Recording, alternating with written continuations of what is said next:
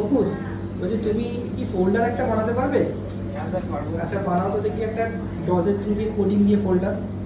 এখানে ডস খোলার জন্য প্রথমে আমাদের সার্চ অপশনে এসে সিএমডি সার্চ করতে হবে। সিএমডি তারপর এন্টার করে এখানে ডস করলাম। হ্যাঁ। তারপর আমাদের ফোল্ডার তৈরি করার জন্য প্রথম এখানে লিখতে হবে এমডি, নিজের একটি ফোল্ডার নেম। এখান থেকে এন্টার দিতে হবে, তারপর লিখতে হবে সিডি, আর সেই একই ফোল্ডার নেম আবার দ্বিতীয়বার লিখতে হবে। এখানে কিন্তু আমাদের ফোল্ডারটা তৈরি করা হয়ে গেছে। আমরা এটাকে দেখতে চাইলে এখানে মিনিমাইজ করতে হবে। মিনিমাইজ করার পর লোকাল ডিস্ক সি খুলে তারপর এখান থেকে ইউজার শিক্ষালয়, এখানে আমরা যে ফোল্ডারটা তৈরি করেছিলাম এক্সএক্স